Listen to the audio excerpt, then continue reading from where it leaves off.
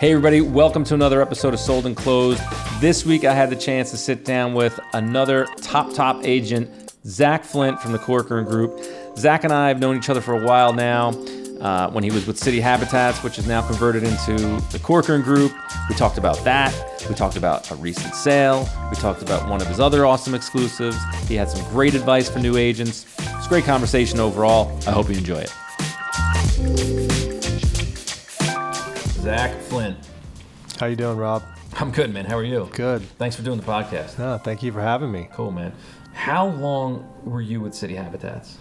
I started with City in 2012. Right. So, almost 8 years. Right. And you started off as an agent, and then you went to managing director? I did. I worked in the Chelsea office for my first year with City Habitats, and then I moved to the Upper West Side and was working there. And then within my second year of the company, I got an opportunity to become the senior managing director of our Greenwich Village office. Nice. So I did that for 3 years. And then, was ready for my next challenge and went back to the agent side of the business and formed my own team. Now I'm in the Upper West Side. Right.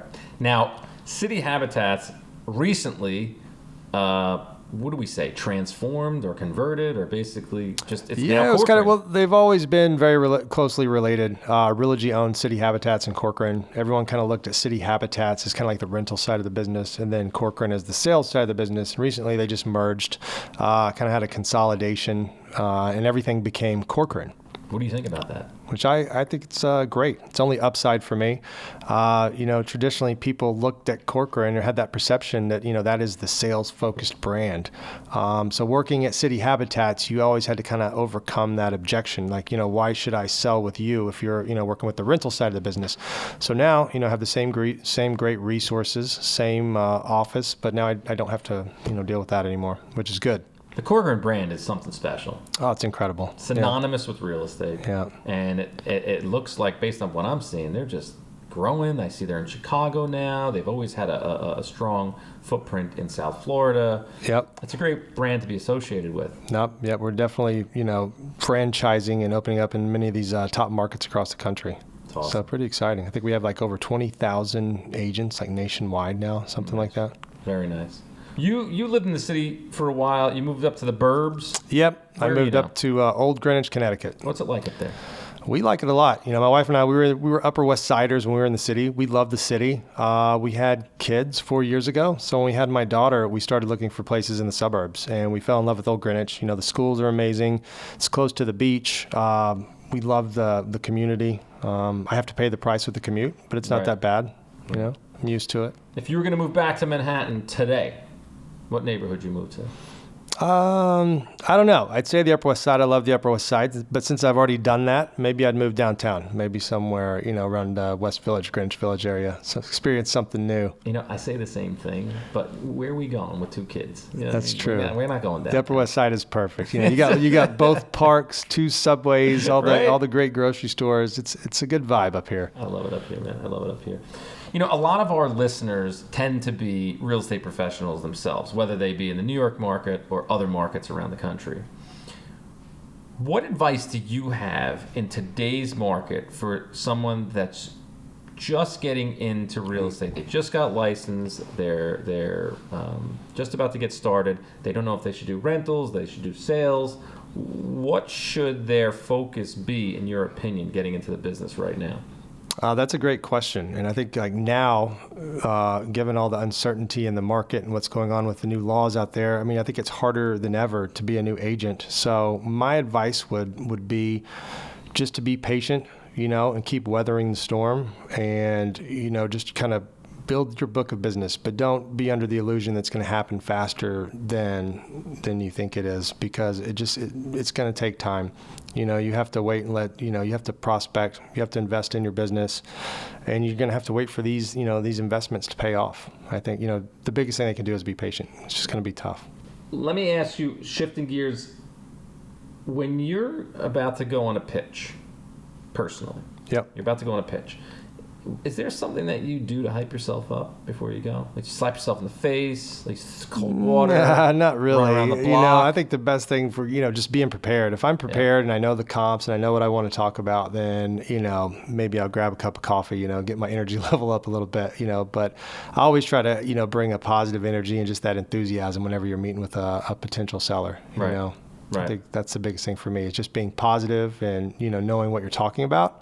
And I think that'll have the biggest impact, versus being, too over the top. Knowing what the hell you're doing, knowing the market, understanding the market, knowing how to market that property, attract some people that you might not be connected to directly, diving into your sphere of influence, diving into your contacts that yourself and your company has on file.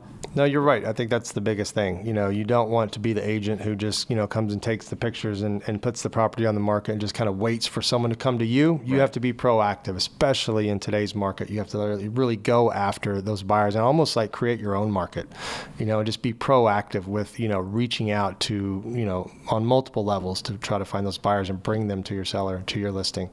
Any particular deals you've closed lately that have that you can give us a quick rundown of like a success story of a sold and closed or a rented or something that you've transacted recently that just gives us an idea of what you get for the money? Let's see. I recently sold an apartment at 334 West 87th Street. It was a nice 2-bed. We listed it for $899. We got a full ask offer within a week, which was great. Nice. So that just shows you can still get like a nice 2-bedroom apartment in the Upper West Side for under $1 million.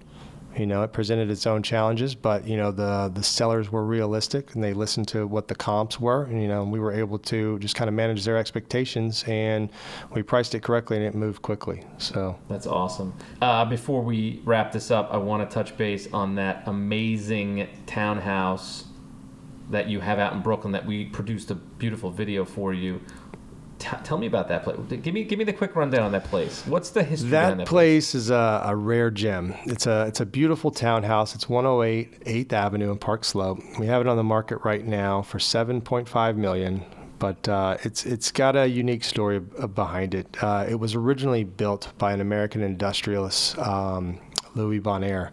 And he built it.